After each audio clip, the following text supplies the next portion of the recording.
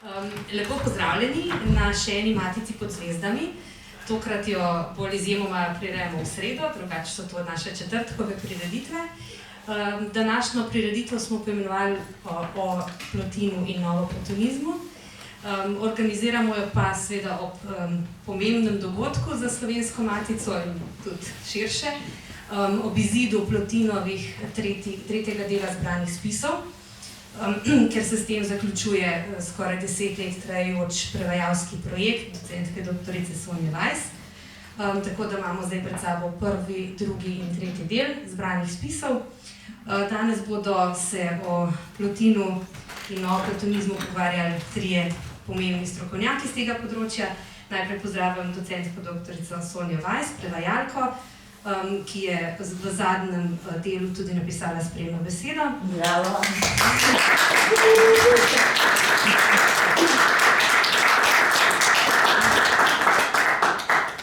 Potem drugi je tukaj profesor dr. Marko Uršič, ki je bil urednik vseh treh knjig. V prvih dveh delih je on napisal spremno besedo in tudi sicer se s Plotinom tudi sam raziskovalno ukvarja. Pogovor bo pa vodil docent dr. Igor Škamperle, ki je pa tudi seveda poznavalec novoplatonizma in vabim k poslušanju in beseda je vaša. Pa še to seveda na koncu ste povabljeni tudi k nakupu, če slučajno kdo še teh pomembnih del nima, tako da to pa po dogodku. Dobro, hvala, Darika, lep večer, lepo pozdravljeni vsi. Nocoj smo se zbrali pomisliti o takem velikanskem mislecu, kot je Plotin, ki smo ga končno dobili v celoti v slovenščini. Zato najprej zahvala Slovenski Matici, filozofski zbirki, ki skrbi za ta temeljna dela. In velika pohvala prevajalki Sonji Weiss, ki je dolga leta, več let delala na tem delu. Natančno, skrbno, mislim, to bi lahko nam na dolgo razlagala, iz grščine prevesti filozofsko besedilo z vsemi opombami, z razlago, zelo bogato bibliografijo, tako da to je kilometrina, velikansko, nacionalno, pomembno delo in urednik, kolega profesor Marko Uršič. Jaz sem tu samo zdaj kot povezovalec, hkrati vesel tega dogodka. Plotin, kot tu zdaj, da ne bomo preveč predavali, večinoma poznate, to je bil velik, zelo poseben mislec, duhovni mislec, filozofski mistik. Človek se hkrati ob branju teh del srečuje sam s seboj v temeljnih vprašanjih življenja, smrti, intencionalnosti, namena, bivanja sveta. Rojen, samo nekaj podatkov, 205 okrog našega štetja po Kristusu v Egiptu, šolal se je v Aleksandriji, potem je v Rimu, v Južni Italiji, kjer je bila še ta grška skupnost tudi predvsej prisotna v tej tako imenovani pozni, že rimski antiki, imel predavanja, iz katerih so nastali ti spisi, ki jih je sam napisal že v zrelih letih svojega življenja, med 50 in 60 in 65 letom. Uredil je te spise Porfirij, njegov učenec, ki je napisal tudi precej podrobno življenje Plotina, Vita Plotini, ki ga imamo tudi v Sonjinem prevodu v slovenščini, kjer med drugim navaja precej podatkov, tudi Plotinovo pot z rimskim cesarjem na vzhod, v Perzijo, njegove morebitne stike z Srednjo Azijo, od Perzije do Indije. Ampak tako bi začel seveda z vprašanji, se mi zdi, Sonja, najprej tebi, poleg velike pohvale in zahvale tudi tebi za to delo, biti nekaj let v stiku s Plotinovo mislijo, poleg, ponavljam, velike akribije, filološke skrbi, pomeni verjetno tudi neko doživetje.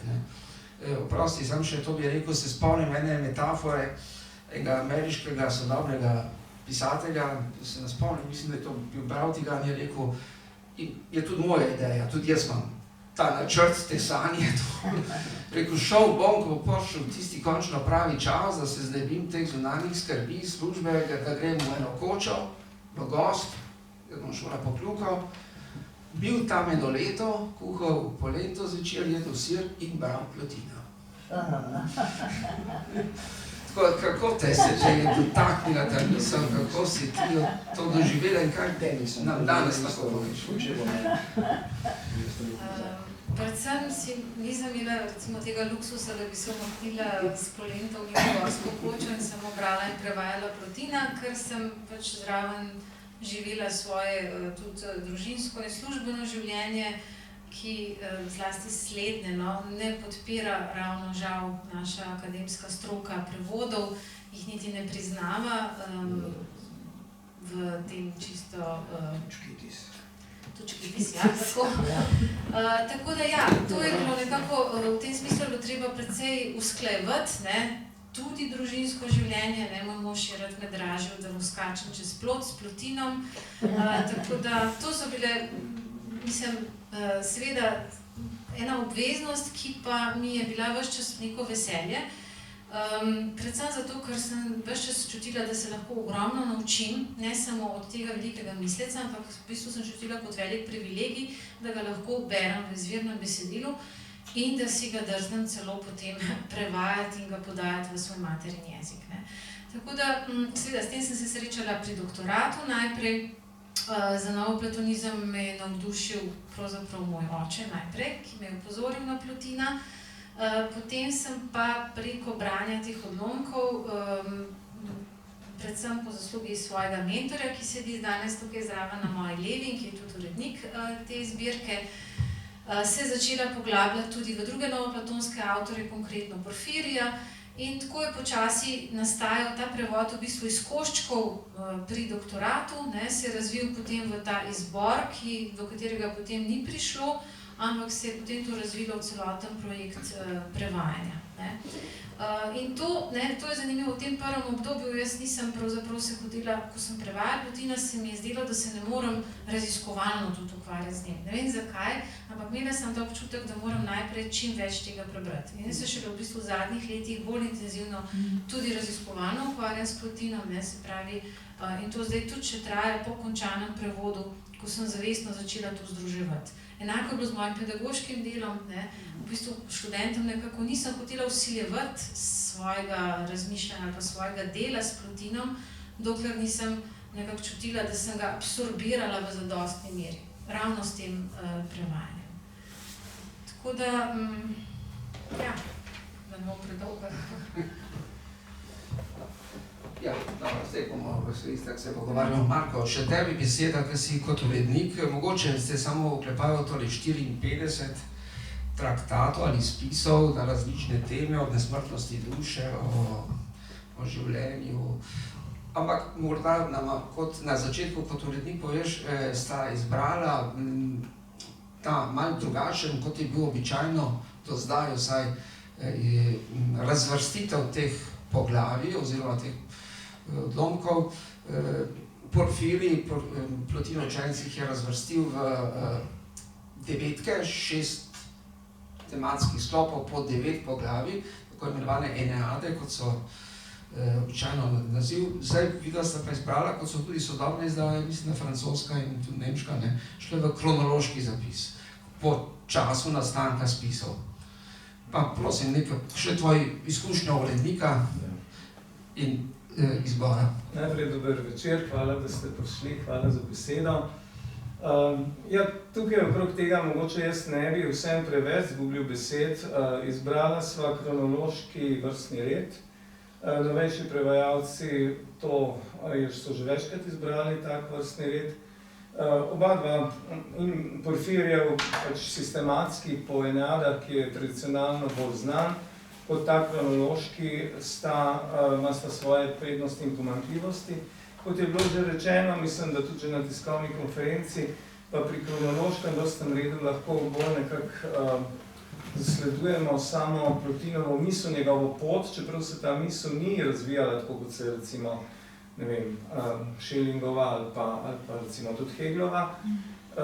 Je nekje pač ima strukturo, jaz bi rekel, za lepo vzhodno metaforo Indove mreže, ne, da v vsakem posameznem biseru se zrcalijo vsi drugi biseri. V vsakem posameznem traktatu se zrcalijo vsi drugi, ne, in to zrcaljenje je pač v nekem smislu neskončno. Tako da mislim, da smo to prav izbrali. Poleg drugih razlogov, zakaj sva izbrala, ker pa ne bi zdaj so bolj tehnične narave, pač to deljenje traktatov in tako, ampak če dovolite, jaz bi začel mogoče kar tako, da bi šel nekakšen medias res, ne toliko v te podatke o tem ali kakorkoli, ampak mogoče bolj v neko motivacijo, zakaj pravzaprav Plotin, zakaj je pomemben, zakaj ga študiramo, zakaj smo ga izbrali za zbrana dela. No, vse zadnje v tej filozofski zbirki Matice, ne vem, če so že zbrana dela kakšnega filozofa išlo je kar nekaj knjig, recimo Nietzscheja, ne pa njegova zbrana dela. Tukaj so pa vsi, ne, traktati. Tako da je to tudi v slovenskem pač prostoru nek unikum in nek velik dosežek. No, jaz bi drugače nekako in medias res bi takole povedal, ne, kaj je mene privedlo v že mladih letih, ko sem bil še študent filozofije k platonizmu in potem nadalje k Plotinu.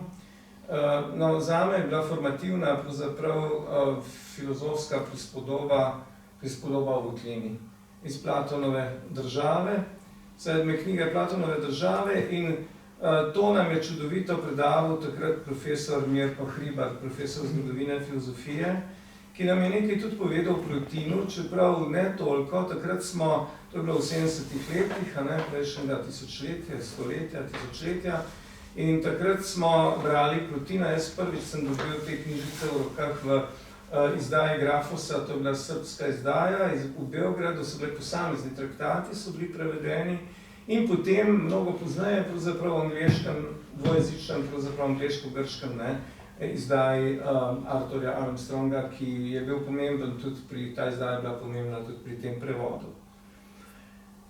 Mene je pritegnilo, torej, če navežem na prispodobo o votlini, nasploh lahko rečem, mogoče s tem tudi začenjam svojo knjigo Presežne prisotnosti, monografijo o Plotinu, ki je šla tudi lani, za letnico 21, lani na začetku leta, ki sem jo delal vzporedno z urednikovanjem oziroma sodelovanjem pri ediciji Plotinovih zbranih del in gotovo, da ne bi mogla nastati brez tega prevoda. Torej, začenjam s metafiziko svetlobe. Tudi podnaslov moje knjige Presežne prisotnosti je esej o Plotinovi metafiziki svetlobe. In ta metafizika svetlobe me nekako spremlja na celotni moji filozofski, recimo, in tudi, kako bi rekel, življenjski poti od začetka naprej. In še nekaj, tudi da ne bom predolg, seveda tudi v tej sintagmi, ki jo uporabljam tukaj kot naslov za to monografijo o Plotinovi metafiziki svetlobe, presežne prisotnosti, je oboje, je tu prisotnost in tam presežnost, se pravi odnos med transcendenco in imanenco, ki je nekje ključen. Namreč tudi v prispodobi o votlini je filozofsko ključen ravno ta odnos. Kaj pomeni tu, kaj pomeni tam, no, kaj pomeni tu, bolj vemo, kot kaj pomeni tam, ampak kaj je predvsem ta odnos med tu in tam. Kaj je ta ločnica, ta horizmos ki ločuje tu in tam. In to je recimo ena taka tema in tukaj seveda ta metaforika svetlobe ključna. No in še en stavek, mogoče zdaj v tem uvodnem delu. Jaz sem recimo v nekem smislu lahko zase rečem, da sem zares začel razumevati Platona skozi Plotina. To je zanimivo, Mislim, kaj pomeni zares razumeti ali pa zares doumeti. Eno pomeni seveda to, da nekaj razumeš nek tekst, čeprav je lahko težek, pa potem narediš 10 izpit na filozofiji. Drugo je pa to, koliko ta tekst dejansko doumeš, koliko ga nekako vzameš zase. In tukaj mi je Plotin pravzaprav tudi pomagal nazaj k Platonu, v nekem smislu. Tako da je tudi z tega stališča. Bom jaz potem mogoče v nadaljevanju še kaj o drugih teh razlogih, zakaj Plotin, ker se mi zdi, da to je dokaj ključno, da povemo, ali pa da recimo je zanimivo to, da povemo, zakaj ravno Plotin, zakaj smo se lotili tazga projekta velikega. Hvala za enkrat. Dobro, hvala Marko. si nas kar potegnil noter v sredino stvari, ampak bi se zdaj spet nazaj obrnil k Sonji, ki si tudi dobra poznavalka in si veliko prevajala in tudi pisala o novem platonizmu. Zdaj konkretno v povezavi s Plotinom bi te vprašal, da samo na kratko v nekaj mislih poveš to strukturo, njegove misli, pojem razlitja, emanacije, 3 velike hipostaze, to značilno s Plotinove misli, eno, duša, ki jih pišemo in tudi v slovenskem prevodu, si tako izbrali, pišemo z veliko začetnico. Zakaj?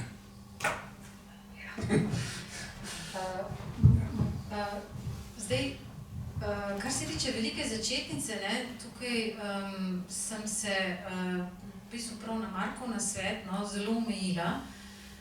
Jaz bi mogoče tudi kdaj več kaj pisala, ampak v bistvu osebno se kar strinjam in sem zadovoljna s to odločitvijo, da pravzaprav z veliko začetnico smo pisali res sem pisala samo te 3 velike hipostaze. To je nekako nujno. Zdaj, to so eno, duša, zato ker pač eno se dejansko pojavlja pri Plotinu v vseh možnih pomenih, se pravi kot enost, kot enota, kot pač čisto preprosto nekaj enega.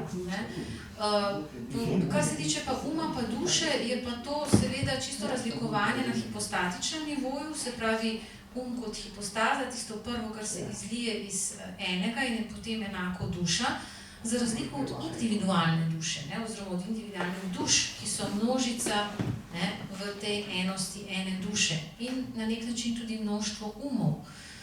Čeprav to je zdaj že drugo vprašanje. Zdaj, kar se tiče samega tega razlitja emanacije, zmer bolj opažam v strokovni literaturi, se ta izraz kar nekako ponika.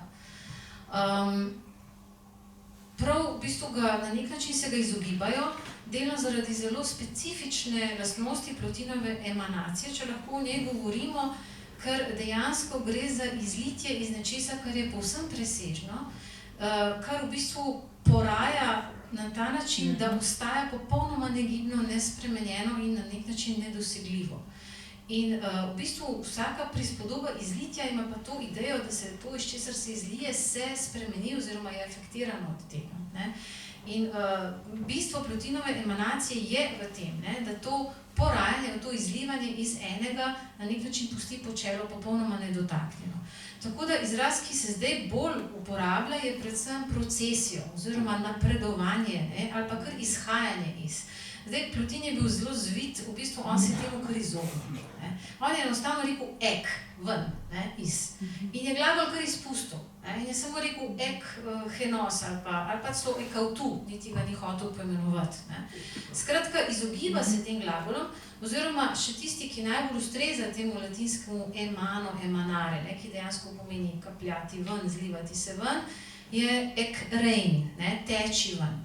In to je pa spet zelo dvoumen glagol, kar lahko implicira ali to iztekanje, po drugi strani pa je v bistvu v navezavi na to heraklitsko teorijo toka implicira neko konstantno spreminjanje, minevanje, ki je pa absolutno nezdružljivo s tem nedotakljivim počelom.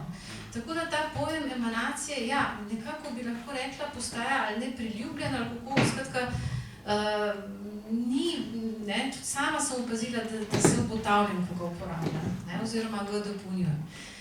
Seveda, je pa del te je tudi pomanjkljiv v tem smislu, ker bistvo vsakega izhajanja in porajanja iz enega je pa, da se vsaka stvar obrne nazaj. To, prej, ko si vprašal tudi recimo, kaj je mene, to je recimo meni ena izmed ljubih tem pri Plotinu, to obračanje nazaj, da je v bistvu vsako rojstvo, vsak nastanek je v bistvu nepopoln, dokler se ne obrnemo nazaj k temu, iz česar smo nastali. In da to na nek način nas opredeli. In to v bistvu velja pri Plotinu od samega začetka, izstopa, izliva iz enega, ker tisto, kar se izlije iz enega, sploh ni ni še, v bistvu je še nekaj popolnoma nedoločljivega. Šele, ko se obrne nazaj, postane No, to so te 3 hipostaze po istem principu, potem duša. Ja, je odlično, sem prav z veseljem te poslušam, ker me hkrati tudi potrjuje v tistem, kar sem mimo grede tudi sam slutil, ali pa zahod želel vprašati. Tako da, v tem se mi zdi, da to zdaj pač sam mislim, da se tudi Plotinova filozofija razlikuje od nekega možnega hipotetičnega panteizma, okolikor ustraja, kar je zdaj Sonja imenitno povedala na tej hierarhiji. Eno, duša, to, kar pride iz enega ali iz uma, je odvisno od stopnje nad njim, tisto gor pa ni odvisno od spodnjega. To me spominja na metaforo, recimo, se pravičuje tako antropološko, psihološko metaforo, zato človek, to je zdaj literarna metafora, ne, vedno več dobi, kako lahko vrne nazaj. Ne. Otrok vedno več dobi, kako bo on sam lahko vrnil nazaj. In to gremo lahko potem gor do enega. Ne. Ampak, Marko, zdaj pa še zate vprašanje, tisto, kar sem ga tudi sam včasih, ko še kot študent sem se srečal z njim, pa Plotin, to celo Avguštin piše tako v tem spisu, ki je šel tudi pri Matici, kontra akademiko spravi, potem na strani 125. Ko se je razpršila ta trmoglavost, je v vsem obličju zasijalo Platonovo obličje, najčistejše in najglasnejše v filozofiji, v Plotinu. To piše celo sveti Avguštin, mislim, da. Ampak zdaj, Marko, vprašanje, Plotin pa naj bi odgovoril, vprašanje za oba pravzaprav, ne? Plotin pa naj bi, čeprav naj direktno, ampak implicitno naj bi odgovoril na tisto veliko vprašanje, ki ga je Platon, veliki Platon, kateremu se 700 let pozneje obrača Plotin, tisto veliko vprašanje Platona, ki ga Platon pusti odprtega. Če je gor, večni svet idej, v trajnem bivanju, seveda popolno, lepše, blaženo, zakaj duša sploh pride dol? Ja, to je tisto vprašanje, ki se skozi zgodovino filozofije nekako ves čas plete naprej, ne? In pride do lagnica, zakaj rajši nekaj nek biva, ali rajši bivajoče in ni rajši nič in podobno, pa vse do Heideggera in tako. No, to vprašanje ne bomo rešili tukaj, ne? Ampak mogoče bi se navezal še preden, recimo, ali pa preden se vrnem k temu na tisto, kar si prej omenil, hierarhijo, ne? Med temi tremi hipostazami. Tukaj moramo biti tudi v bistvu interpretacijsko pozorni. Jasno, da gre za hierarhijo po eni strani prva, druga, tretja hipostaza, eno ali dobro, to je prva, ne?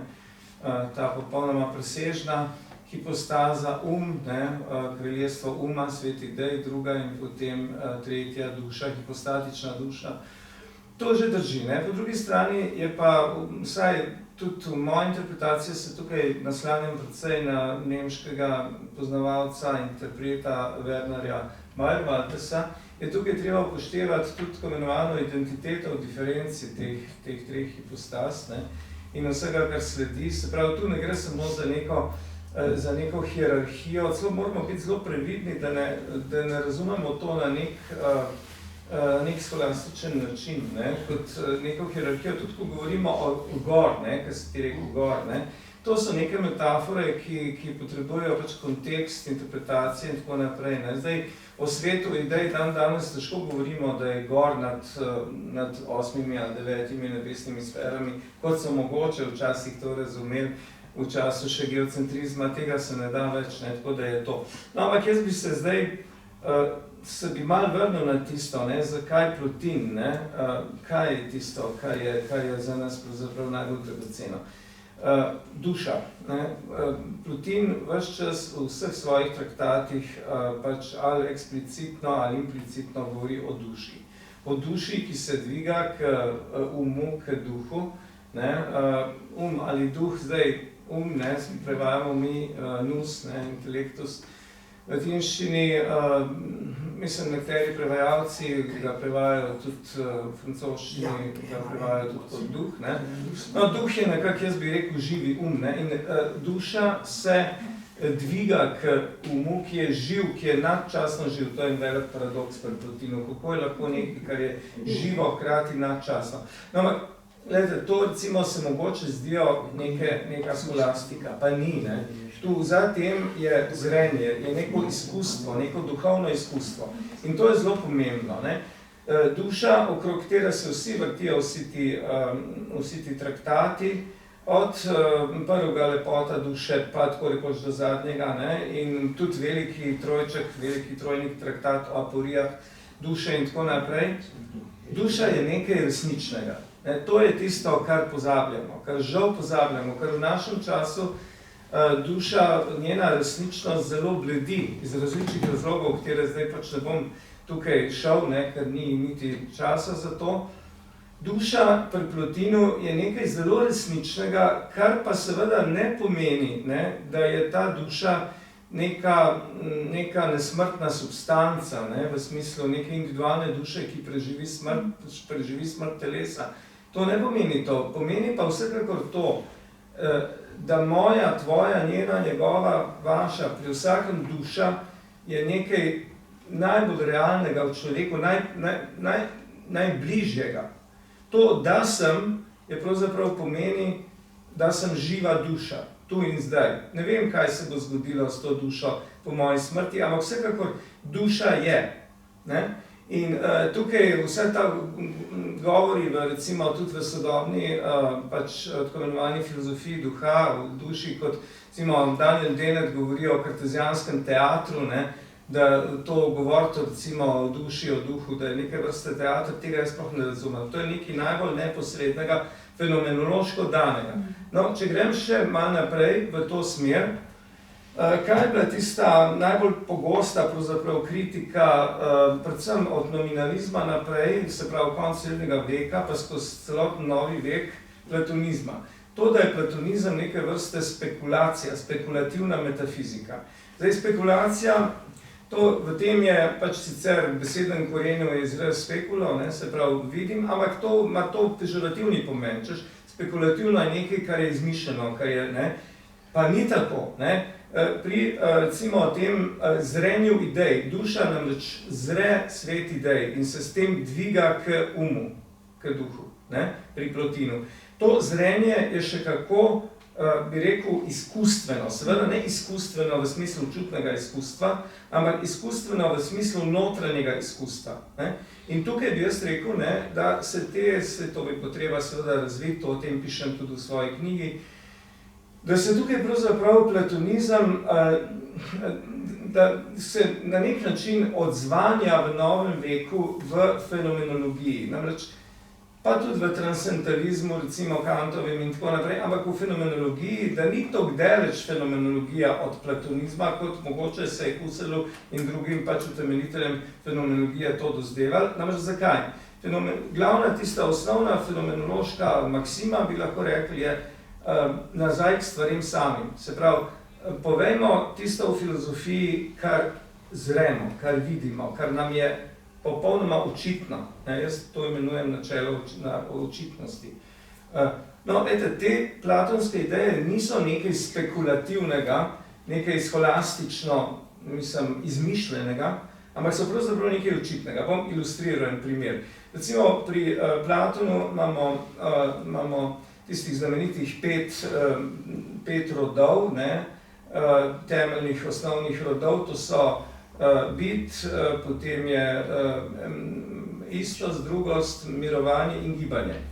Če mi recimo vzamemo enega od teh, istost ali pa drugost, to so neke misli, zdaj ne spuščamo se v to, kako v človeških možganih nastanejo te misli, ali nastanejo v otroku, verjetno nastanejo postopoma, te osnovne kategorije, pa še druge, ki sledijo, recimo celota, enost, identiteta, vzročnost in tako naprej. To so kategorije, ki grejo naprej od Aristotela, ne, Platona, Aristotela, tja do Kanta in tako. Ampak te kategorije so potem na nek neposreden način vzrte v umu. Se pravi, to ni nekaj spekulativnega. Mi, ko govorimo o celoti, ne, v bistvu v svojem razumu, v umu vemo, intuitivno vemo, kaj je to celota. Ne glede na kakršnokoli pač recimo empirično vsebino, kaj je zdaj, ne, ali je to celota jabolka ali celota hiša ali kakorkoli. Sprav, te platonske ideje niso nekaj spekulativnega, ampak je nekaj, kar je seveda v nas, ne, ampak ne samo v nas, no, da ne bom zdaj predaval, kot sem rekel, da ne bi predaval, ampak to se mi zdi zelo ključno. Da platonizem, to je en velik pravzaprav nesporazum v zgodovini bil, da platonizem, da je neka spekulativna metafizika, ki se pač nekaj izmišlja, nek svet idej, ne, ta svet idej, in to nas nauči Plotin, to je to. Ne, zato sem jaz prej rekel, da takrat šele, ko sem bral Plotina, sem pravzaprav boljš ali pa zares začel razumevati Platona. Ja, to si. Lahko sam tudi bi dodala, no, kar se navezala bi se na to, kar je Marko rekel, ne, se pravi, na to izkustvenost, namreč po Plotinu vedno pravi, ne, to uzrtje, ki to, kar duša uzre, to duša je. Ne. Se pravi, če duša zre v umski svet, postane Ne. In v bistvu ta dvig duše k enemu poteka v bistvu prek neke globoke preobrazbe, ki je vezana na to njeno spoznanje in uzrtje. Plotin je to zelo konkretno pokazal na lastnem primeru, v lastni šoli, ko je med samimi predavanji in razpravami, kot pravi Porfirij, ostajal ves čas zazrt v umski svet. To zveni tako zelo abstraktno, ampak v bistvu je bil ves čas prisoten. Ne? Ves čas je to svojo dušo držal v tej preobrazbi, v tej najvišji, bi lahko rekli, stopnji, ki je dejansko vodila v neko zelo, zelo konkretno izkušnjo, ne čuto zaznavno konkretno, ampak konkretno duhovno. To sta zelo dobro povedala in pojasnila. Me spomne na metaforo oziroma na prispodobo, na opis iz Paula Ricoeurja, sodobnega avtorja, njegove knjige po interpretaciji, pravi, ampak tako, ne, lahko se mi zdi, da lahko rečem to, pa kar sta oba povedala, zahteva seveda tudi nek vstop v simbolni svet, če tako rečemo, najbolj širšem smislu, duhovno-simbolni svet. In pravi Ricoeur, vstop v simbolni svet je možen, se zgodi takrat, ko imaš za sabo smrt, pred sabo pa duhovno otroštvo. Se mi zdi dobra prispodoba. Smrt za sabo vstopiš pa duhovno otroštvo. Tako da, Marko, se mi zdi tako, mogoče še sem kakšna misel, res je, Whitehead je pisal, da vsa naša zahodna filozofija je pravzaprav pisanje nekih komentarjev in opomb k platonizmu, ne? Ampak podpičje potem pa moramo še dodati, ne? Hkrati pa je moderni čas, 20. stoletje, tudi dvig, upor proti Platonu. 20. moderni čas je čas dviga antiplatonizma, to, kar si tudi sam govoril, Nietzscheja, do našega cenjenega kolega preko Heideggera, do našega cenjenega kolega Tineta Hribarja in neke klime tudi na slovenske. Po eni strani kar naprej se vračamo k Platonu, kot se je po 700 letih že Plotin, hkrati pa dvig proti Platonu. Navežem na to. Ja. Hvala za to istočnico, ki bi seveda zahtevala zdaj predavanje. Jaz bi tako rekel, v zgodovini filozofije, to se mogoče sliši nekoliko domišljavo, ampak mislim, da nekaj je na tem. Je en velik nesporazum, kaj je pravzaprav sploh idealizem. Deloma se to navezuje na to spekulativnost, o kateri sva prej govorila, deloma pa tudi na usodo idealizma v novem veku. Namreč,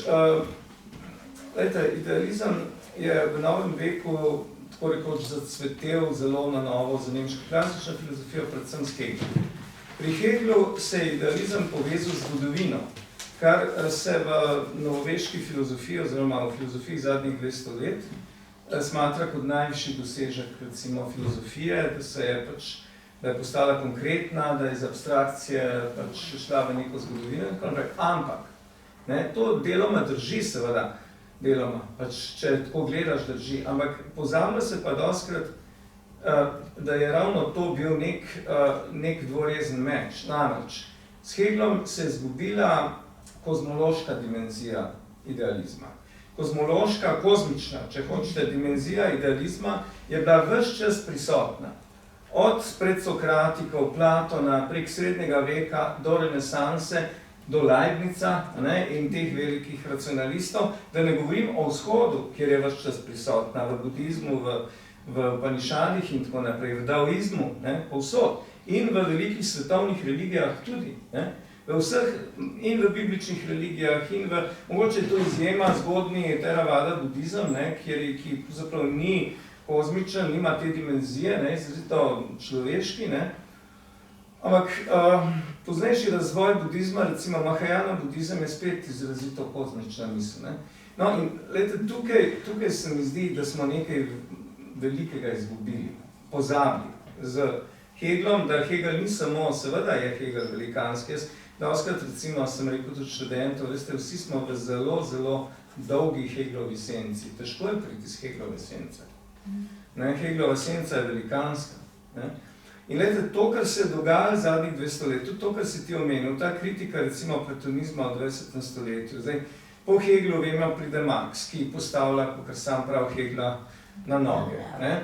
Potem, sprav ta zgodovinska misel popolnoma pride v prvi plan. Kozmična misel, pravzaprav, celo pravi meščanski kozmos, ne, kozmos je ves meščanski. Jaz sem enkrat se spomnim v študentskih letih vprašal svojega profesorja Božidarja Župenjaka, ne, ko je to razlagal, ne, da je kozmos, sem rekel, pa kaj, a tudi zvezde, ki jih vidimo na nebu, so meščanske. Pa je rekel, ja, v nekem smislu ja, ne. In je potem navezal na tisto znano, na nek, ali je to dejansko se zgodilo, ne, vprašanje, na nek pogovor Hegla z Heinejem, ne, ker mladi Heine je bil romantik, pa je bil ves iz sebe nad lepoto zvezdnega neba, ne, v neki palači in je Hegel zraven prišel k njemu, pa mu je Heine rekel, poglejte to čudo, ne.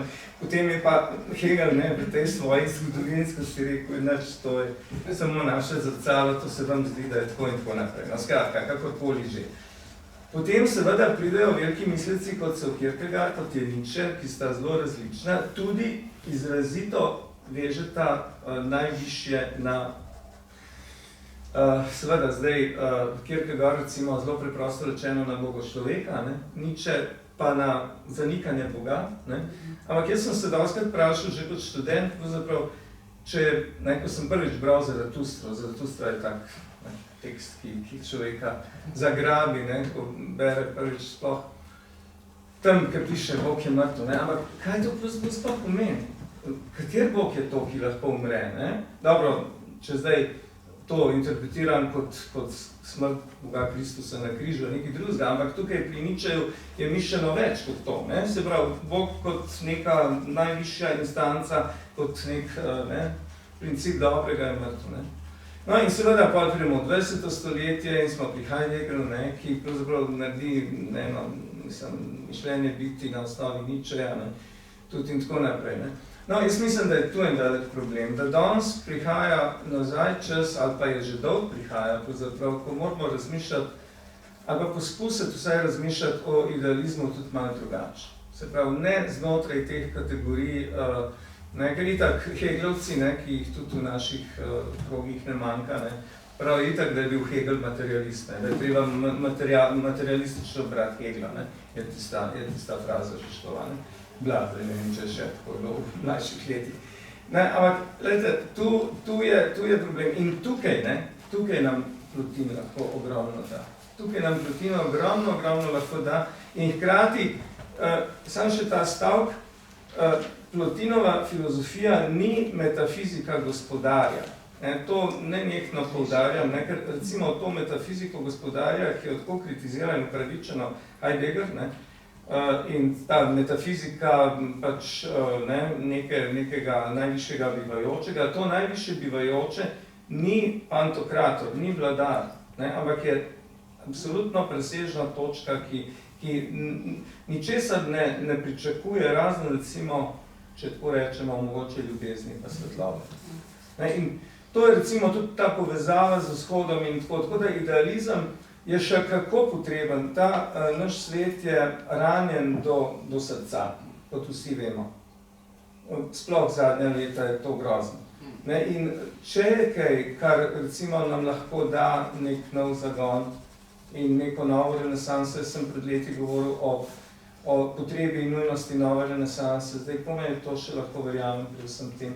Ampak še zmeraj mislim, da idealizem je tisto, kar je ta presežnost, da je to ključno. In da tukaj je Plotin velik. In zato ga moramo brati. Ne? Ja, hvala, Marko, si to široko to pojasnil, oziroma razgrnil. Sam sem se tudi s Plotinom srečal, ko sem študiral renesanso in sem bil pol leta tudi na Filozofski fakulteti v Perugii. Imel celo en seminarski cikl, Šanje zla in primerjava, Plotin, Avguštin. Dober profesor je to imel Luigi Alici iz Univerze v Macerati, tisti ljudi, ki je predaval v Perugii. Primerjava dveh.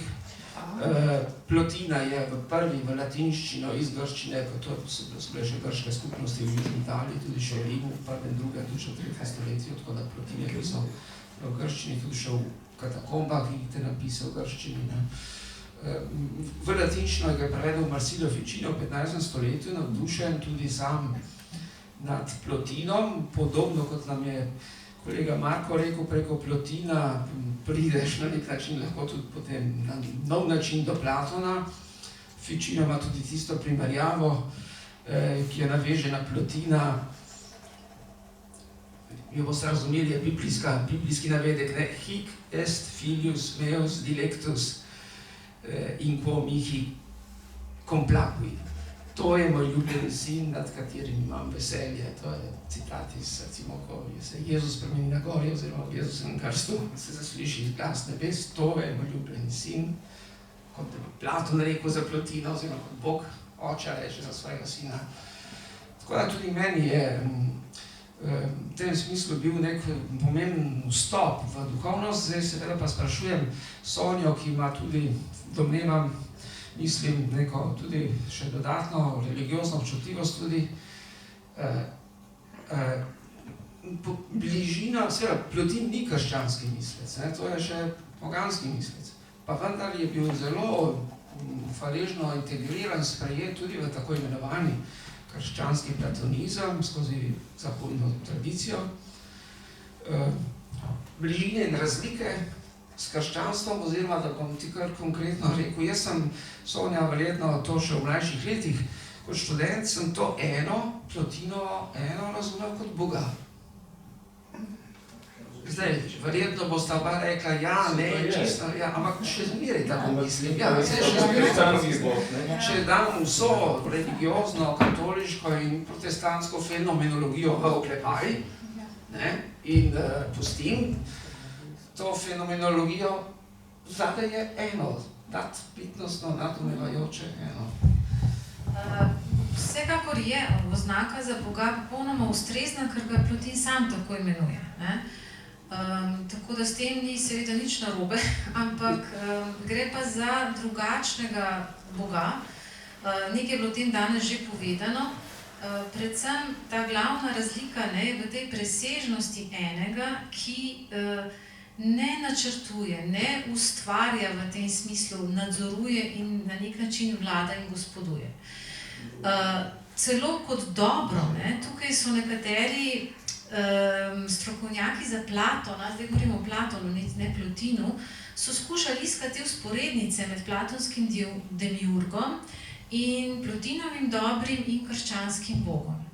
Namreč pri Plotinu najdemo stavek, da pač dobro, če se ne da naprej, ni dobro. Dobro se mora dati naprej. In to se zelo navezuje na ta Platonov stavek iz Timaja, kjer demiurg prav tako pač, ker je bil dober in je hotel, da so vse stvari dobre, je potem pravzaprav ustvarjal. In tukaj so nekateri, zlasti Rist, Armstrong, Rist, so poskušali to večkrat povezati in so v bistvu izhajali iz tega, da ta velikodušnost demiurga je v nekem smislu lahko primerljiva z ljubeznijo krščanskega boga, ali pa vsaj z neko providencialno skrbjo.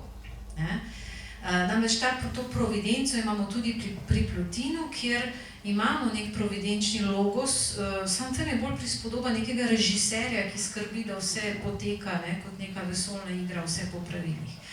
Tako da jaz vse mislim, da so te povezave mečkano prisiljene, ker še zmeraj ostaja to eno popolnoma presežno in v tem smislu bi lahko rekli, se ne briga. Pri Plotinu imamo celo te opise nastajanja. V bistvu eno niti ne rodi, ampak eno ostane pri miru in se rodi ne. Seveda, to dobro, to razdajanje dobrega je v nekem smislu bolj izraz neke moči, moči, ki se ne da ustaviti, nekega preobilja, ki gre čez, ki gre naprej. To je ta proodos procesijo. Ampak to ni nenačrtno stvarjenje, niti ne, jaz se še zmeraj vztrajam pri tem, čeprav so ravno v tem, zdaj tudi pišem nekaj, čeprav moderne študije skušajo nekje videti eno ljubezen na samem vrhu in sicer na podlagi 2 mest v Plotinu, kjer Plotin dejansko reče, eno je ljubezen. Ampak v zelo specifičnem kontekstu, ne bom šla zdaj v to. Gre za to, seveda, potem pa tvegamo, da to eno, ki je popolnoma presežno, brezbrižno, in v nekem smislu oddaljeno, postane popolnoma, če je nad umevanjem, nad bivanjem, nad vednostjo, to pomeni, da ne ve, ne biva, ne umeva in naenkrat obstaja nevarnost, da Plotinovo eno postane stvar popolnega naključja ali pa ujetnih nujnosti. Tega se je pa Plotin seveda temu se tudi skušal izogniti in tem govori ta traktat o svobodni volji, kjer v bistvu na nek način prvič res pooseblja, v tem smislu daje enemu neke osebne atribute, ampak izključno v tej argumentaciji, s katero skuša rešiti eno tako rekoč pred nekim naključjem. Ampak ostaja pa ta razlika, če se vrnem k krščanstvu, ostaja ta razlika te providenčne skrbi Boga za človeka, ki je recimo padel. Ker tudi pri Plotinu imamo padec. Duša pade, se pogrezne v telo in v bistvu potrebuje neko odrešenje. Ampak to odrešenje pride iz nje same. Prej sem govorila o tem obratu nazaj k počelu. To ni samo avtokonstitutivni akt oziroma samoformativni akt, da v bistvu postanemo to, kar smo, ko se obrnemo k počelu. Na ta način se tudi ujamemo, da ne pademo naprej, da se ne razletimo v neko brezobličnost, da se ne raztreščimo. To se mi zdi tako aktualno za to moderno dobo, ko smo dejansko raztreščeni. Ne samo med obveznosti, ampak tudi v svojih različnih virtualnih načinih komuniciranja in bivanja. Tako da to, da se v bistvu ves čas obračamo nazaj, s tem se obračamo tudi navznoter. In to je v bistvu dejanje, ki ni samo, kot rečeno, ni samo formacija nas, da smo, kar smo, ampak se tudi odrešimo na ta način. Ker pot navzgor, pot nazaj, pot iz padca, stran od padca, je v bistvu pot vase. In tukaj seveda tudi ena od glavnih razlik s krščanstvom, kjer seveda človek potrebuje oziroma kjer Bog iztegne to roko in človeku dam to milost in ga odreši. Seveda, kar se pa tiče podobnosti, tukaj pa v bistvu se pa podobnosti skoraj jih je toliko, da bolj težko govorimo o njih.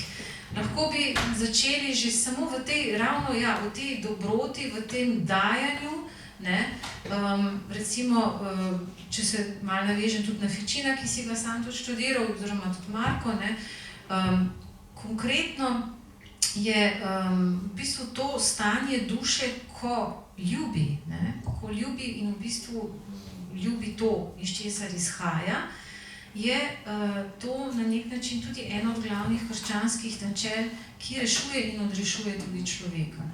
Ampak to je samo ena izmed, potem imam tukaj cel kup etičnih vprašanj, vprašanje zla, prej si omenil Avguština. V bistvu Avguštin se je zelo ravno navdihoval pri Plotinu, kar se tiče vprašanja zla, v bistvu kot eno osnovno pomanjkanje dobrega. Tukaj se krščanstvo sreča z novo platonizmom ravno v tem monizmu, da zlo ni samostojno počelo, da zlo ni nekaj, kar nastane, napade, ampak je v bistvu eno samo pomanjkanje, ki ga je treba zapolniti. In to je pomanjkanje dobrega. In v tem smislu je zelo slabotno in odvisno od dobrega, ker na nek način se definira kot pomanjkanje dobrega, ne kot neka samostojna entiteta.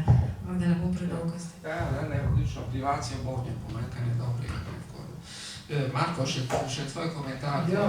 Sorga je imenitno pokazal te bližino in seveda tudi razliko, predvsem pojma milosti v krščanstvu.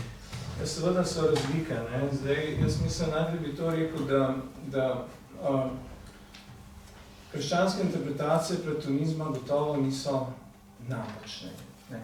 To je velika tradicija, ki ima svoje velike duhove, Avguština, Dioniza, Areopagita in tako naprej. In gotovo, da je možno na tak način, recimo, krščansko nadgraditi, ne, tudi teološko krščansko nadgraditi Plotina.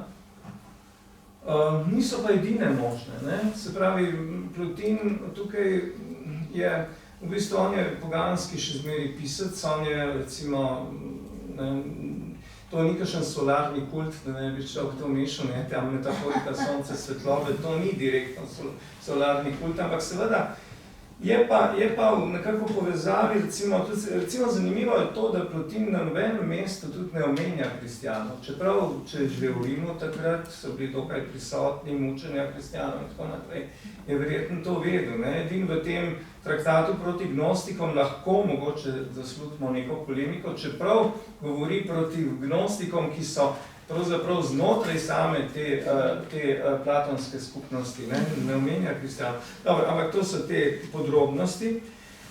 Hotel sem reči samo še to mogoče, ne. Meni je pravzaprav, to je pač moje videnje, meni je osebno bližja neka, prej si omenil tudi mogoče panteizem. Plotin seveda ni panteist v smislu novoveškega panteizma, Spinoza in tako naprej. Je pa tudi drugi, recimo, komentatorji govorijo o tem, ne, da je v nekem širšem smislu, ne, da lahko gledamo to kot na henoteizem, ne, se pravi, eno, se pravi, to je nekje blizu panteizmu v nekem širšem pomenu, gotovo, ne. Ampak je pa gotovo razlika med hipostazami, med umskim in čutnim svetom in v tem ni nobenega dvoma. No, mogoče par besed še to, no. V tem smislu je Plotin, kar tudi seveda ni nič posebej novega, je zanimiv in inspirativen tudi za vzhodne mislece. Za Kitajce, za Japonce, za verjetno tudi za Indijce, ki jih manj poznam sodobno. Ampak recimo za japonsko sodobno filozofijo ali pa moderno filozofijo je zelo pač inspirativen Plotin. Sprav, tukaj so neke pomembne povezave z budizmom, Mahajana budizmom, predvsem Kegon budizmom oziroma Huayan, tukaj ali pa recimo šolo Yogačara in podobno, mislim, že prej. No, skratka, tukaj so neke usporednice, bi bilo pa seveda ravno tako napačno zdaj interpretirati Plotina skozi budizem, absolutno ga reducirati na neko budistično schemo, kot ga reducirati na neko krščansko schemo. Mislim, da je ravno to tisto, kar je posebej dragoceno za naš čas pri Plotinu, pri branju Plotina, pri tem, da ga nekako skušamo doumeti, razumeti, ne? Da je to v bistvu neka filozofija, ki je predkonfesionalna ali pa nadkonfesionalna v tem smislu, da lahko to navdihuje tako vernika ene kot druge konfesije, bibličnih religij, kot tudi navsezadnje ateista, tako imenovanga, zdaj kdo je ateist, je druga stvar. No, mogoče še par besed o Demiurgu, ki je bilo prej omenjeno, o vlogi Demiurga pri Plotinu. Zdaj kolikor jaz razumem Plotina, tukaj so seveda tudi različne interpretacije, ampak on seveda nikoli se ne postavil nasproti svojemu učitelju Platonu. In pri Platonu imamo lik Demiurga, ki je zelo pomemben v njegovem kozmološkem dialogu Timaj, kot vemo. Demiurg je posrednik med svetom idej, med idejami in čutnim svetom, ustvarja čutni svet v hori, tako, če poenostavim. Zdaj, Plotin ne polemizira proti temu, omenja tudi na več mestih Demiurga, ampak po drugi strani pa on znotraj svojega filozofskega sistema ali pa svoje filozofske poti, to je moje mnenje, mogoče se motim, moje branje, niti ne rabi Demiurga. Ker tukaj vstop tisti proces, ki je imenovan seveda tudi narodna emanacija ali kakorkoli, na eni strani se pravi od hipostas navzgor pa spoznanje, vzpon duše, ta epistrofen, se pravi nazaj. Ne. Podobno je tudi s to providencijo, ne, ki Plotin je napisal traktata, en traktat v 2 delih, dolg traktat o previdnosti. Namreč previdnosti ne v tem psihološkem modernem smislu, ampak kot pronoja, ne, v grščini providencija. Ne. To ni providencija dei v tem krščanskem skolastičnem pomenu, ampak je neke vrste kozmična, bi lahko rekel, previdnost, ne, in tukaj omenja, spet to so mogoče neke figure, neke metafore. Sonja je prej omenila režiserja, ne, res omenja v nekem kontekstu režiserja, s tem, da je ta režiser bolj se nanaša na vesoljni logos kot na, ne, če se prav spomnim, kot na recimo samo eno. Ne. Eno je izuzeto iz tega, eno sploh ne. Pa tudi ne hipostatični ampak bolj vesoljni logos. Ne. Ja, tako da, kjer je meja med obema deloma zabrisana.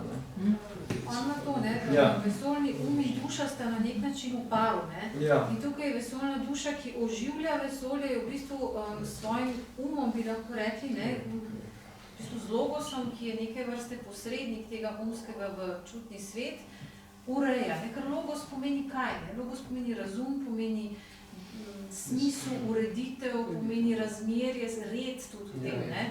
Utemeljitev. Skratka, vse to tisto, kar daje smisel, red in ustroj, tako znotraj kozmosa. Ne? Ne, to sem hotel še reči, kar si omenil... Demiurga. Ne? Pri Platonu je itak, ne, pri Platonovem demiurgu sta itak obstajali 2 struji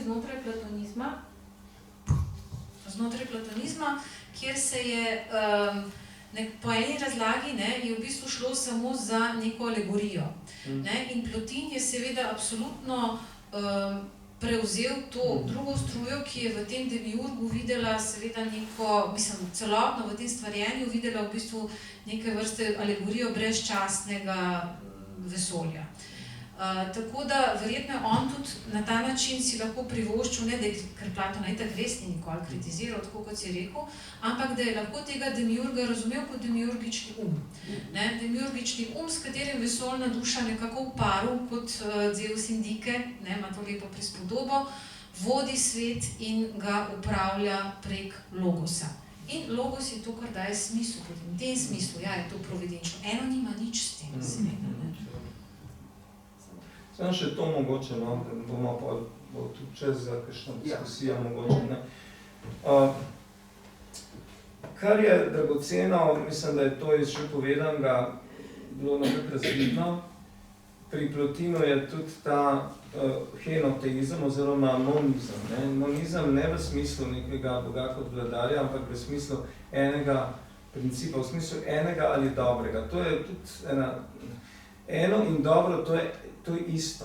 To sta 2 imeni istega. Ni dobro predikat enega ali obratno, ampak je to eno in isto. To sta 2 imeni istega. Ne? In zdaj, tukaj je zdaj vprašanje tega monizma. Ne? Se pravi, jaz se spomnim ena zelo lepa prispodoba, ki mi je v mladih letih tudi malo pomagala razumeti Plotina, je v knjigi Josteina Gardnerja Zofij in svet, ne, kjer primerja to so primerjave in tako naprej. Ne. Je neka vesoljna tema, ne, in sredi te teme je sonce kot nek vesoljni ogenj, ne, ki daje svetlobo, daje toploto vsej tej temi in nobene meje ni, ne, do kamor. Se pravi, zgublja se ne. Zdaj, kaj je tukaj s telesom, ne?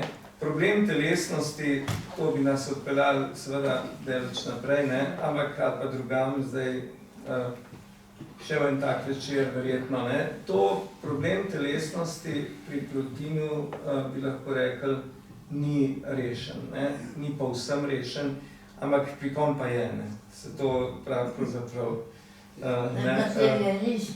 Ja, recimo. No, ampak hočem reči tu, kje je zdaj nastopi telesnost, v čem je, ne? Kje je zdaj tukaj recimo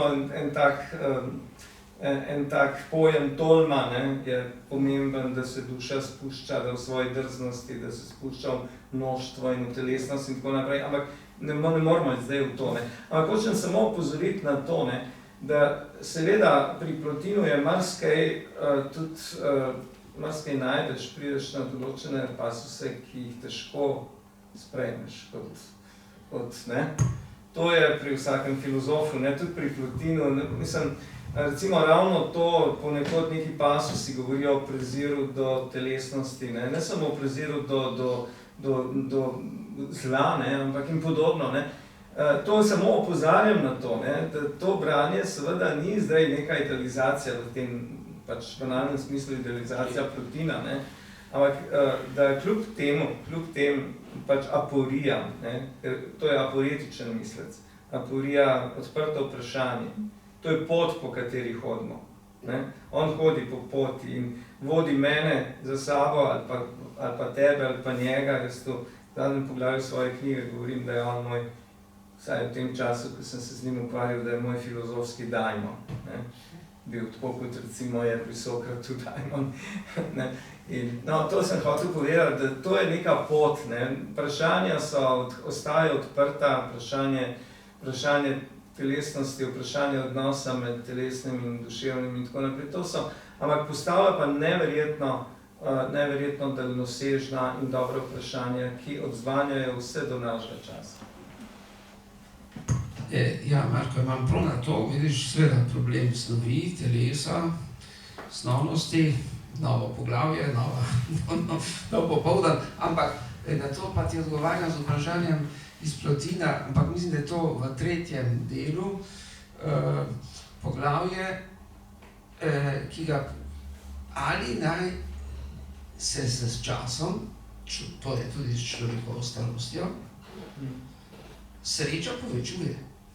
No, on odgovarja, da se ne, da s časom sreča ni nič večja, ne, da je tista najvišja sreča pač v zrenju večnosti, ne, ko duša duh zre večnost, ne, da to je tista pač, ne, najvišja sreča in da je celo prav, da nikoli ni bilo nič več sreče, kot je zdaj nekaj tazga, no, parafraziram, ne, da pač, no, ampak Sonja, ni mogoče, ker se bolj spomniš teksta.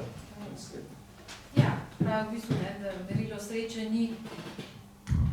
merilo sreče ni čas, ampak večnost, to so v bistvu dobesedne besede. Glede, ne, seveda je pa to vezano ravno na to sobivanje s telesom, ne, ker pač ljudje, ko živiš, več časa mine, dlje časa si v telesu. In tukaj Plotin ima neko, bi danes rekli, lahko problematično zame, ne, zate najbrž ne, za večino problematičen odnos do telesa, ker na nek način vidi v njem pravzaprav oviro za srečo. Kar je seveda zelo na nek način sporno, ampak mislim, ne samo stališča modernega človeka, tudi takrat, ampak pri tem moramo upoštevati, da je Plotin vendarle otrok svojega časa, oziroma tudi z teh duhovnih tokov, ki so videli bi lahko rekli, v tem tudi izrazito veljalo prav za nekatere gnostične smeri, tudi hermetične, in platonizem tistega časa, ne Platonov, ne, ta srednji novi platonizem, ki je dejansko videl v telesu eno veliko oviro. In to je tisto, kar včasih potem, ne, to je recimo popravo Marsilio Ficino. Marsilio Ficino, ki je bil sin zdravnika, ne, in ki se je v bistvu podpisal kot filozofus in medicus platonicus. In ki je v bistvu trdil, da brez te harmonije, in ki se je ukvarjal z astrološkimi in z vsemi drugimi vprašanji, in bil zaradi tega celo preganjan, ne, to je recimo ta vez in v tem smislu se mi zdi, da je recimo krščanstvo lahko lepo, čudovito tudi nadgradilo novi platonizem. Plotinov novo platonizem. So pa to naredili že nekateri drugi njegovi nasledniki, recimo Jambrich, ne, in predvsem ti, ki so recimo popeljali novo platonsko filozofijo bliže z religijo, z obredi in tako naprej, ne, in ki dejansko so videli, da duša z nekim namenom biva v telesu. Tako kot, to je bilo, če se vrnemo v začetnem vprašanju, zakaj duša sploh greba, ne, zakaj eno ne ostane eno, ne, pa bi bilo samo eno oziroma sploh ne bi bivalo in ničesar potem ne bi bilo. To ne bi bilo dobro. Zelo preprosto. Ne? In tukaj ni treba, da gre za nek načrt, ne? Tukaj gre enostavno za temu reče Lacrosse, Joachim Lacrosse reče temu henološki kairos. Se pravi, henološki pravi trenutek. Trenutek, ko mora iz enega, ne zato, ker je eno prisiljeno k temu, ampak pa ker eno ne more, da ne bi iz njega nastalo vse ostalo. In del tega je tudi duša, in del tega je telo, in del tega je sobivanje v telesu. In kolikor se je sicer Plotin tega zavedal, se mi zdi, da tega ni mogel sprejeti. Vsaj tako kažejo njegovi spisi. Ker te zadnji traktati, ko se bliža smrti, tudi o sreči, o zlu in tako naprej, imajo do telesa, ne bom rekla ravno morbiden, to bi bilo prehud izraz, ampak dejansko odklonilen do te mere, da to moderni in antični človek se bi najbolj težko sprejeli. Če lahko samo še, mogoče gremo naprej k vprašanjem diskusiji, mogoče še eno repliko. V glavnem se strinjam s tem, kar je rekla Sonja, moram bi pa to vsem dodati, k temu, ker je bilo omenjeno že krščanstvo. Problem je v tem, da tudi krščanstvo ni rešilo problem telesa. Da v bistvu je to upanje v odrešenje, v vstajenje, pomeni pač neko novo nebeško telo po svetem Pavlu. Zdaj, medtem ko celotna krščanska tradicija je bila ravno tako pravzaprav ne samo gnostična, tista recimo izrazita ta negativna gnoza, ampak tudi sicer krščanska tradicija je bila v veliki meri odklonilna do telesa. Do renesanse pravzaprav. To je zanimivo. Renesansa, zato jaz tudi včasih rečem, ali pa sebi rečem, pa še komu mogoče, da jaz skušam tudi malo bolj renesančno gledati. Tako kot ga je Marsilio Ficino, kot si tudi ga omenil. Ker v renesansi se zgodi nekaj zelo lepega. Se pravi, ta odnos med duhom in telesom postane neko ravnovesje, neko ravnotežje.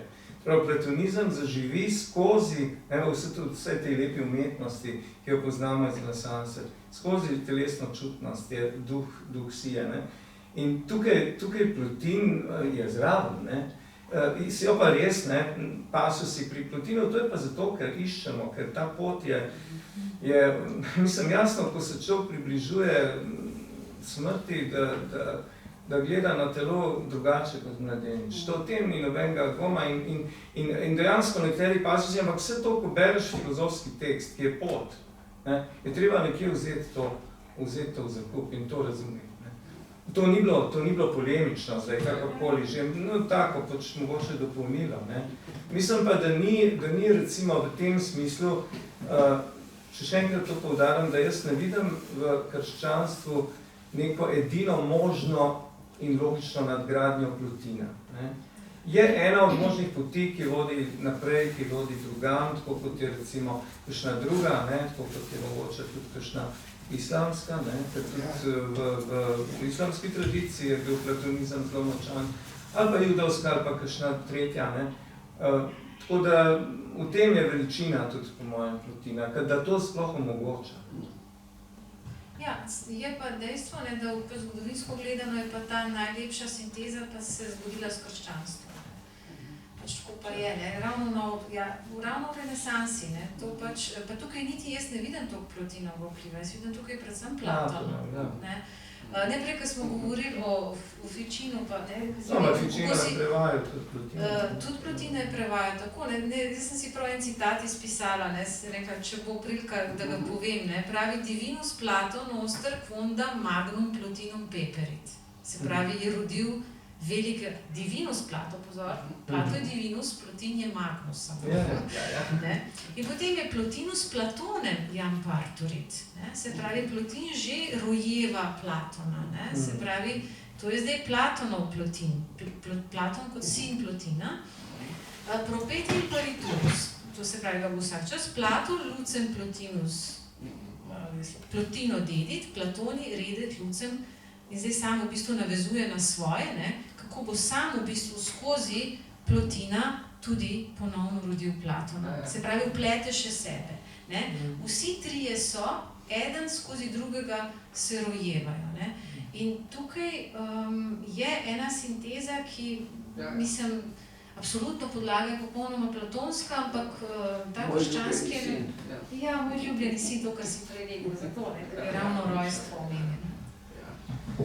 Ja, no, zdaj smo 1 uro že, jaz bi dodal sem, smo že več kot 1 uro presegli, Plotin je za sklep, potem pa damo še besedo poslušalcem, kot ste ujeli, kot sami dobro veste, Plotinovi spisi, izbrani spisi, ki jih imamo zdaj v Sloveniji, so eno velikih besedil, mogoče na 2 rokah zahodne civilizacije, skupaj z Biblijo, skupaj z Homerjem, skupaj s Platonom, skupaj z Dantejem, ki ga je prevedel Sonjin oče. Tako je tudi Plotin. To so velika besedila, ki jih ne beremo tako od prve strani do zadnje, ampak jih lahko beremo po kosih, kjerkoli lahko začnemo, kadarkoli se lahko ustavimo, se srečujemo sami s sabo, zahtevajo razlago. Potem naj omenim še imenitno, strokovno, zelo poglobljeno knjigo, ki je napisal kolega Marko, všeč, presežne prisotnosti o Plotinu, pravzaprav in srečevanje s sodobnimi vprašanji. Tako da jaz bi vam še enkrat čestital in se zahvalil za vajno delo in tudi za to zelo prisrčno predstavitev.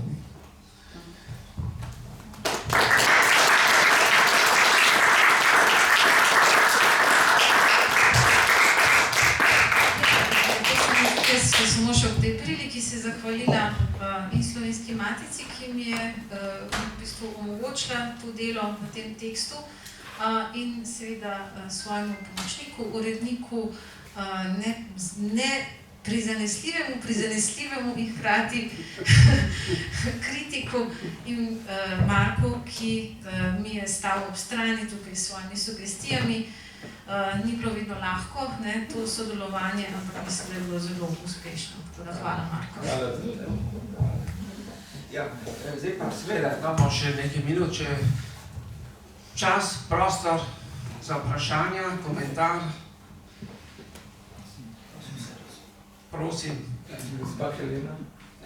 Moje vprašanje. V zadnjih desetletjih imam vtis, da se interpretacije Plotina samo ponavljajo. Nekaj postane popularno, utihne, čez 20 let je ponovno. Vaš vtis. A ste lahko malo konkretni, kaj naprimer se ponavlja?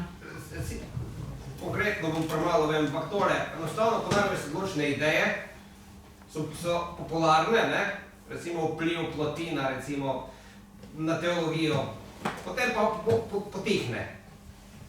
Me zanima, če v zadnjih 50 letih, glede osnovnega razumevanja Plotina, prišlo do kakšnega pomembnega napredka. Ja, to zadnje, vsekakor zanimivo vprašanje in mislim, pravičeno. V zadnjih 50 letih, ja, se je, predvsem se razvija ta, kaj bi rekla, predvsem se izhaja več iz celostnega korpusa, Plotina. Ker prej se je vedno navezovalo na posamezne traktate in v bistvu so bili kot neke vrste traktati podpora tej ali oni tezi, ali teologiji, ali temu ali onemu mislecu. Zdaj pa mogoče ravno po zaslugi teh številnih integralnih prevodov, tudi kronoloških, se skuša nekako bolj celostno gledati. Recimo prej sem omenila to tezo, ki je postala aktualna, ki postavlja, Eros recimo v središče Plotinovega sistema, s čimer se jaz absolutno ne strinjam, ampak to je recimo en tak zelo nov pristop, ki, čeprav recimo osnovna teza po mojem ne drži, pa zelo, zelo osvetli recimo en kup vidikov Plotinove filozofije, ki pa ja, prej niso bili osvetljeni. Tako da jaz bi rekla, mislim, ja, literatura o Plotinu je res praktično nepregledna, strokovna, znanstvena, raziskovalna. Jaz si sploh ne domišljam, da sem vse prebrala, pa sploh, da vem za vse. Ampak bi rekla, da nisem okroženje na mestu. To je recimo moj vtis iz tega, kar jaz poznam. Hvala.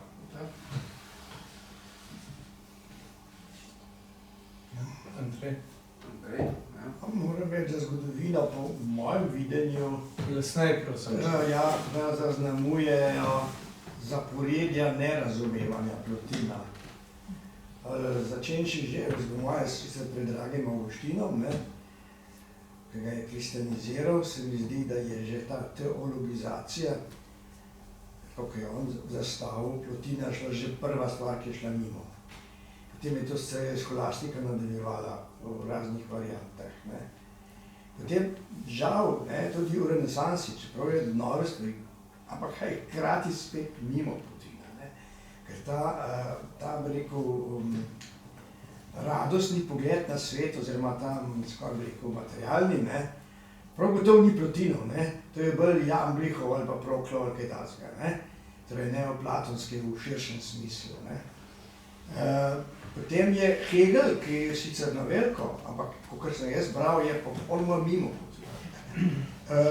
In vsake toliko časa Heidegger, ki ga prišteva Plotina k svojemu razumevanju Platona kot enega špekulativnega človeka, ki je pravzaprav zapeljal vse skupaj v metafiziko.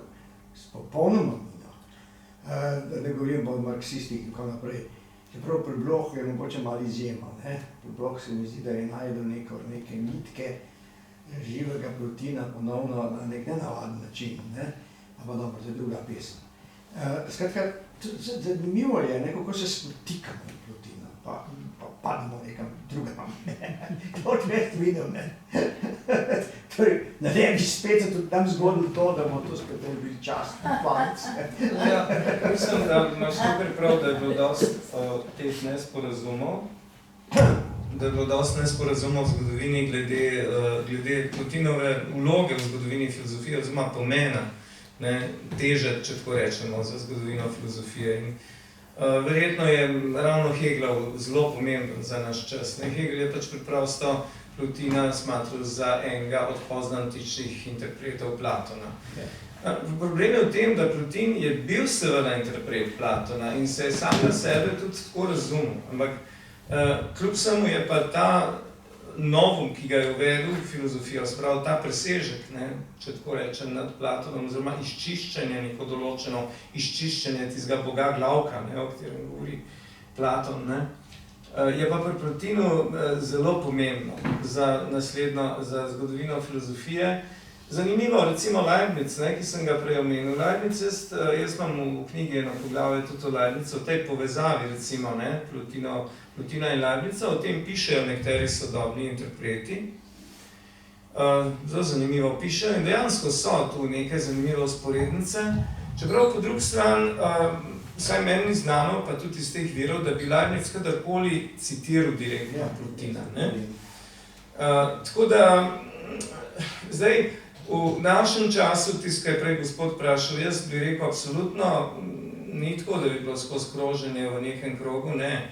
V našem času, zdaj, kaj se bo, kakšni so to cikli, veliki cikli v prihodnje, kaj pa vemo. Ampak v našem času, recimo zadnjih 50 let, se je ogromno zgodilo na področju razumevanja Plotina. Recimo, naj samo omenim eno knjigo, ki jo je tudi prevedla Sonja, Pierre Hadot, francoski filozof, ki ima knjigo Plotin ali preprostost pogleda. Čudovita knjiga. Plotin, kot tukaj prisotna Manca je tudi pisala, v Bukli in drugje, mogoče. Skratka, ta knjiga, to je nek novum, to je absolutno, mislim, ni, prej omenjeni Weierwaltes in tako naprej. Tukaj so eni pomembni premiki. Zakaj prihajajo do teh premikov? Zaradi neke splošne, da tako rečem, krize utrujenosti zahodnega evropskega duha, ki išče neke nove poti. Kar je pomembno seveda tudi za sodobno krščanstvo. Mislim, ker tudi krščanstvo seveda ni, v zgodovini se nenehno razvija in tako naprej in se bo tudi v prihodnje. Tako da tu so stvari, ki se premikajo in recimo sploh ta literatura, Sonja je rekla to, če gledate to imate nepregledno literaturo, koliko se piše, danes se piše tako rekoč o vsem. Recimo ta akademska mašinerija je taka, da je treba pač objavljati članke in v vsakem članku ne bi bilo nekaj novega, neka poanta. In to velja tudi za Plotina, ampak po drugi strani je tudi dosti zelo zanimivih stvari. Tako, če človek, Sonja je tega zelo dosti prebrala, jaz malo manj, ampak, ja. To sem hotela hvala, no, ker si omenil Adoja, ne, ravno to, on zelo poudarja ta način antične filozofije kot načina življenja, ne. In v bistvu ravno z njim se je ustvaril ta premik, ko je dejansko raziskoval različne spise različnih filozofov in ugotovil, zakaj so načini izražanja malo posebni, ne? Zakaj pišejo tako, kot pišejo, da v bistvu imamo težave razumeti to kot nek sistem. Zato, ker ugotavlja, da je bilo to v bistvu pisano v okviru teh debat v filozofskih šolah in da v bistvu je to pisano kot neke vrste priročniki za duhovne vaje. Ne? In on je v Eneadah dejansko izluščil en kup teh tekstov, ki so pravzaprav navodila za duhovne vaje, ne? In potem se je premaknil, v bistvu je potem delal naprej na stoikih, ne? Adoj je potem to razvijal še bolj na stoiški filozofiji. Ampak tudi pri Plotinu je recimo naredil ta premik in odkril ta, bi lahko rekli, čist praktični vidik njegove filozofije kot načina življenja in duhovnih vaj. Samo to. Ja, ne, tega se ne da brati, oziroma nima smisla brati zgolj z nekim analitičnim razumom, ne, teh tekstov. Ne. Ti teksti nas zavezujejo k zrenju, temu notranjemu zrenju, umskemu, k meditaciji. To ni nujno seveda meditacija v smislu neke jogijske tehnike ali kakorkoli, neke vzhodne meditacije, ampak bolj meditacija v smislu zahodnega modreca, ne, seveda grškega in poznejšega, ampak brez tega to Ado poudarja in to se mi zdi zelo pomembno tudi meni. Tako da stvari so, ne. Zdaj, bolj je problem, koliko nas ta svet prehiteva, ne. Zdaj, če bo sploh v tem svetu, ker se razvija tehnika tako hitro, vse te stvari, ki se razvijajo, če bo sploh še prostor za duha, ne. Če bo čas za to, da se nekako vrnemo, ker jaz sem prepričan, da pač brez duha ne bo prihodnosti. Pa to ni nek, zdaj, kako bi rekel, nek misteriozno obskuren spiritus, ne, ampak je duh v nas, ne. Brez te dimenzije enostavno, seveda, duša so bolj stvari šle če dalje slabše, ne. In tukaj, v tem smislu je to aktualno. Plotin ni aktualen, glede, 1800 let je skoraj od tega, kar so nastali ti spisi. Jasno, da je tukaj ena velika zgodovinska razlika in jih je težko brati, ampak so pa tako živi še danes, ne. In še nekaj je, recimo Plotin je, pravzaprav vsaj tako se meni zdi, nekako bliže našemu času, ne samo zaradi teh 600-700 let v odnosu do Platona, kot, dobro, Platon je božanski, je oče platonizma, to drži. Ampak Platon je živel v neki družbi, takratne atenske demokracije in tako naprej, ki je manj podobna našemu času, kot je pozna antika. Ne? Recimo Plotinov čas, 3. stoletje, se pravi ta ogromen imperij, ki je tako nekako začenja se razkrajati, še zmeri zelo močen, ne? To je ena močna sporednica s sedanjim zahodnim svetom. Ja, to zelo drži. In tukaj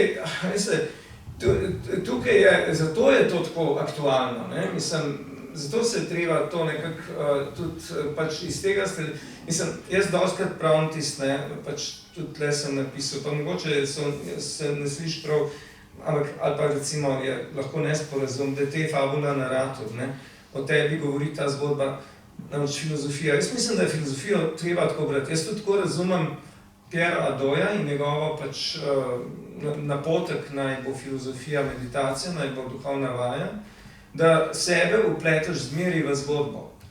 Ne mislim sebe kot pač mojo malenkost, kot nekaj psihološkega posameznika, tudi seveda kot to, ampak to ni v prvem planu. Ni v prvem planu nek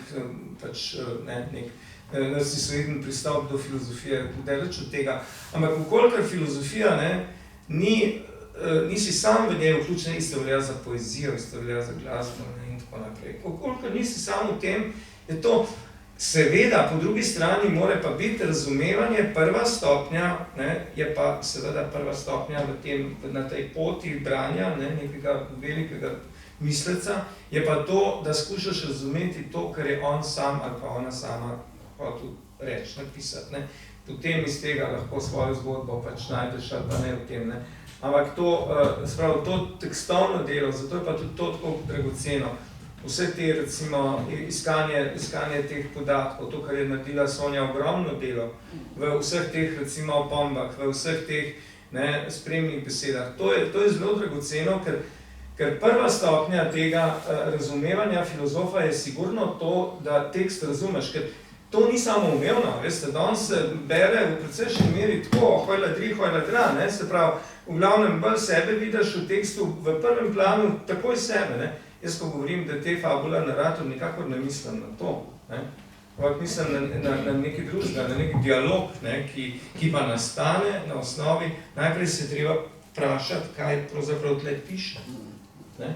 In zato, recimo, meni blizu tudi ta dialog s citati, ne, se pravi, da uporabljaš tudi v svojih študijah citate in tako, ne, da izkušaš precizno razumeti, ne, tudi pač ta hermeneutičen krog, ne, v ozadju.